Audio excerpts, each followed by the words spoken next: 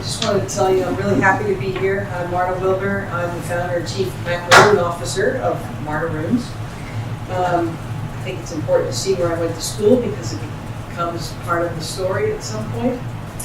I consider Martaroons to be a semi-conscious business currently. And why? Well, my manufacturing background tells me that there's always continuous improvement. And while I might be one type of conscious capitalist today, I'm sure I'll be a better one in the future. So my entrepreneurial story starts with basically long before I even knew what the word entrepreneur meant. I was pulling a wagon with donuts and coffee behind me through the gasoline lines, ask your parents about it, in the 1970s. And I sold coffee and donuts to people waiting in line to fill their gas tanks up in their cars. The greatest thing was that I was able to get the donuts free from my mother's part-time job at night, and I figured out how to make coffee when I was about 8 years old, I think, 10 years old, and then next thing you know, I'm cutting some profit. I'm like, I like this. This is pretty good. Fast forward, so after a series of marketing, advertising, and .com startup jobs, fast forward to 2003, where I connected with my family's manufacturing roots and began working in communications for a door and lock manufacturer. There is where I learned about just-in-time manufacturing, lean processes, both for the factory and for the office administrative functions. And I would say what I learned there, I have employed today in my tiny little bake shop. So now it's the end of 2019. It's just before the COVID lockdown, and I'm out of work. And needless to say, I was a little burnt out. Corporate America killed me. I seriously thought I was suffering from PTSD from 16 years of corporate stress, about 50,000 plus air miles a year, and just other corporate toxins that you might read about. So I spent time with my dad. He had dementia, so I knew he was dying. But I took some time to really figure out what I wanted to do.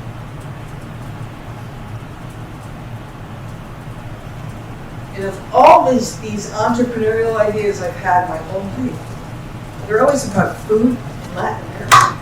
Don't ask me why. Well, you'll find out why, but it's all about food. And so what I realized is that I'm a coconut super freak. I love coconut. We had a coconut ice cream sundae bar at my wedding. We had a coconut cake at my wedding. Like, we just love coconut. And so over the years, I'd make coconut macaroons. I'd bring them to parties, give them as gifts. And my friend Jim, who's a chef, it was really his confidence in the product that I kept force feeding him, I feel like, that made me say, you know what, I think I can make a business out of this.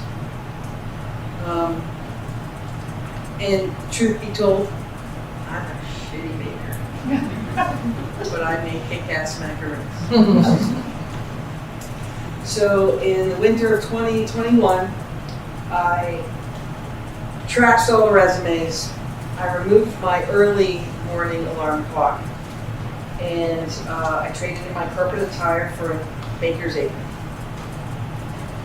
My influences became really my mother and her work ethic, the conscious capitalism philosophy, which I was learning about during that time period, and Breakston Bakery in Yonkers, New York. And if you don't know about them, take the time to look them up.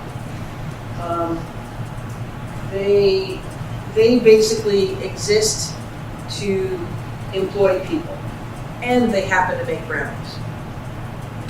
And I figured if that's the way Breakston can function and essentially make one thing, I can make one thing, macaroons, and I want to give people opportunities. This picture was taken outside of Breakston And it's actually a work exchange with their #1 customer, Ben and Jerry's. So it's Ben and Jerry's employees here with Brixton Bakery employees here. So I'd be remiss if I didn't say my world travels weren't a big influence on me. So, two of my better selling macaroons are the Nordic spice macaroon on the left here, which has lots of cardamom, cinnamon, allspice, and cloves. And I would live to get one of those cardamom buns every time I went to Sweden. And that was about 30 times. And then on the right-hand side, well, just look at that delicious, goopy dulce de leche there in the center of this macaroon sandwich. And I used to live in Argentina, and that has lived with me for many, many, many years.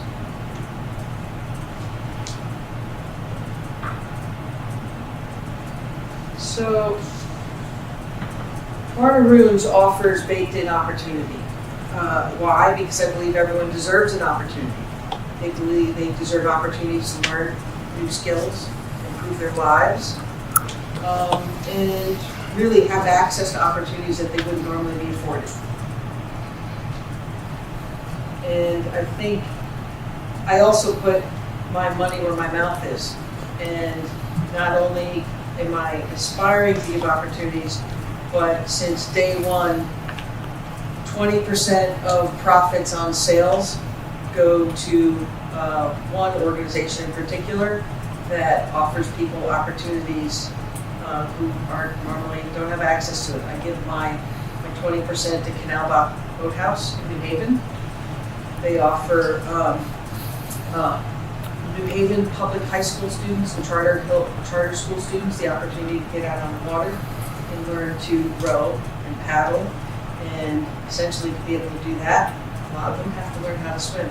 So we facilitate them learning how to swim as well. I also believe that a mistake or series of mistakes shouldn't define your life. So I created Martaroons because I saw firsthand that those who wanted to improve their lives and kind of improve themselves and make up for their poor decisions in the past, they had limited opportunities to lift themselves up. Because why? If they wanted to go and get a job in manufacturing per se, they probably couldn't pass a drug test because they're going to a methadone clinic. And that's if you want to lift yourself up and you just keep getting hit with these obstacles, it's pretty it's just discouraging. So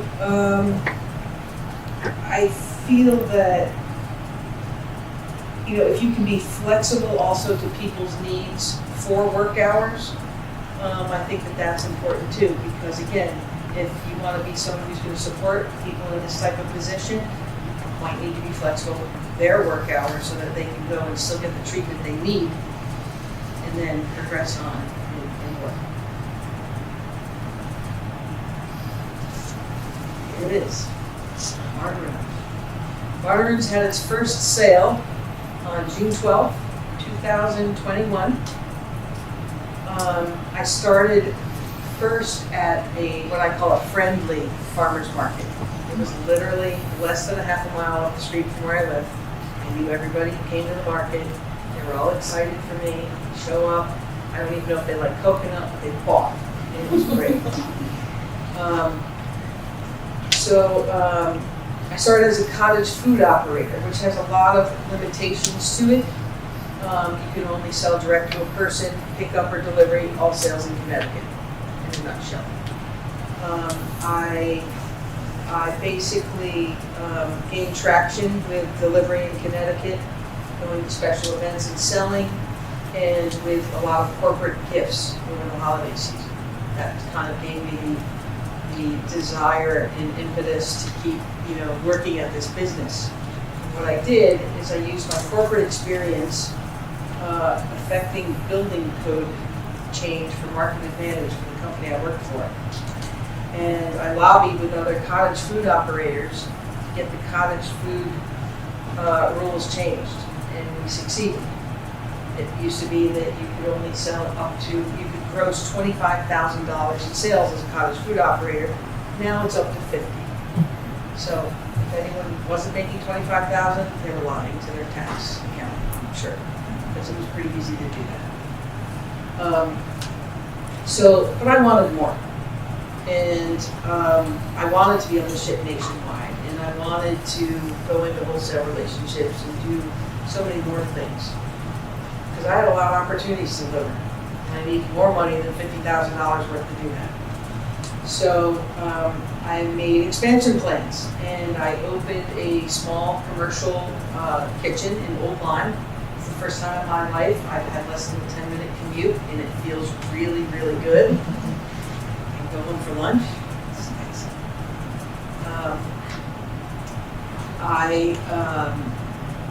So now I can ship nationwide. I can enter wholesale relationships, and what I'm really excited about, Glenn doesn't know this one yet, I'm going to be, Margaret Rooms will be in the campus store and the on-campus eateries at my alma mater in Washington, D.C., my undergraduate alma mater. I'm hoping my grad school alma mater, this one will follow suit. I make it a point to solicit feedback from everybody, really. Customers, vendors, employees, and I have a small board of directors that I talk to all the time. And, they consult on flavors, new flavors, shipping, pricing for special events, etc. And usually if someone comes to the market and asks for a specific flavor that they might know from the past and I don't have it or I've sold out of it, I offer to deliver it to them. They usually say no. But I say, I'll have it for you next week. Come back to the stand next week at this market and I'll have it for you. And I always have it. If you say yes, it better be there. And for those other things that people want that I haven't really experimented with yet, I usually don't say you'll have it next week, but I do give them a date. Because if someone gives you a demand, you'll work toward, and I set a date for myself to work towards it and make it happen. Because otherwise, if you don't say, like, oh, I'll have vegan products for you, soon, you'll find other things to do. So this is one of the vegan macaroons. And once I did this and figured out how to deal with the egg replacement, it's pretty simple. Pretty simple to just expand into other flavors. So, one of the things I also wanted to do right from the beginning was use compostable packaging. So, cell bags, the labels are 100% compostable. And I've even had a customer put this in that foamy machine that you put all your food waste into, and you put a tablet in, hit a button, and like 4 hours later you get dirt. It works. It really, really works. And my neighbor across the street, she's put a couple of these bags in her compost pile, and we can't find them anymore. So that's a good thing. Yes, it's a lot more expensive to do this, but it's the right thing to do. As Eric said, if you don't start doing whatever you can to improve the planet, who else is going to do it? You can't count on everyone else. You have to do your own little part.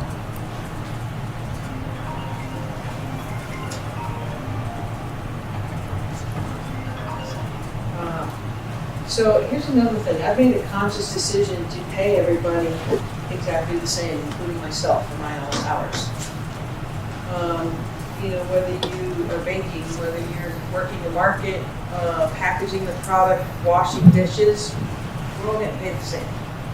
Because we all need to be on board with the same mission in trying to, kind of cut down on equity gaps here and there, in hierarchical systems where it really doesn't make that much difference. I mean, God knows, I would pay somebody double to do the dishes because I hate to do dishes. So don't tell them that. So what's next for Macaroons? Soon I will announce nationwide shipping. I told you I was eligible now to do that. So I'm kind of just waiting for this heat to break because that scares me, shipping. But I'm going to announce nationwide shipping very soon. I'm surgically going to enter into some wholesale relationships. And I would say that I'm also pursuing, I'm pursuing a kosher certification. I just feel like that's going to be an advantage for macaroons, since I make macaroons. There's plenty of other people that make macaroons. Their stuff's pretty good. It's not a macaroon, but it's pretty good.